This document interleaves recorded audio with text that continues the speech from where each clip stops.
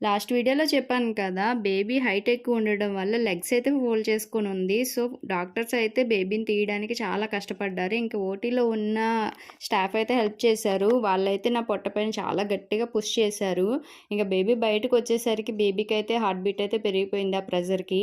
ఇంక నాకైతే heart beat అవ్వలేదసల. Breathing తీసుకోవడం చాలా కష్టమైంది. ఇంక నాకు వెంటనే ఆక్సిజన్ అది పెట్టేశారు. నేనింక సరిగ్గా బేబీని చూడలేదు. ఇంక డాక్టర్స్ అయితే ఫోటోస్ అయితే తీసుకుంటున్నారు. ఫోటోస్ తీసుకున్నాక బేబీని నాకిస్తారు కదా అనుకున్నాను. ఈలోపు నాకైతే స్పృహ లేదు. ఇంక బేబీనైతే తీసుకొని వెళ్ళిపోయారు. మళ్ళీ నేను లేచేసరికయితే బేబీ నాతో లేదు. అప్పుడు నేను డాక్టర్స్‌ని అడగడానికి డాక్టర్స్ అయితే అక్కడ రిలాక్స్ అవుతున్నారు. నిజం చెప్పాలంటే టీ, కాఫీ అవన్నీ తీసుకుంటున్నారు. ఎవరు లేరు. నాకైతే అలాగే వదిలేసారు. స్టిచెస్ కూడా వేయలేదు. అలా వదిలేసారు. చూసాను. పక్కన స్టాఫ్ ఉంటే అక్కని అడిగాను బాబేడి అని చెప్పేసి. ఇంకా బాబయితే టెస్ట్‌కి వెళ్ళాడు. జస్ట్ అందరు బేబీస్‌ని పంపిస్తాము. టెస్ట్‌కి వెళ్ళాడు. నువ్వు వెళ్ళేసరికి బయటనైతే వెయిట్ చేస్తూ ఉంటాడు నీ బేబీ భయపడొద్దు అని చెప్పేసి అయితే చెప్పారు వాళ్ళు.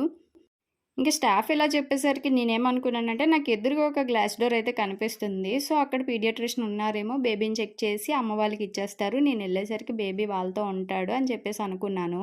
ఇంక ఈ ఫోటో అయితే చూస్తున్నారు కదా! ఇది 5థ్ డే నేను తీసుకున్నాను. నా బేబీతో ఫస్ట్ వీడియో కాల్ ఇది బేబీని చూడడము. ఇంక తర్వాత ఏమైందని నెక్స్ట్ పార్ట్‌లో చెప్తాను. మీరైతే సబ్స్క్రైబ్ చేసేయొచ్చు కదా! Thank you for watching.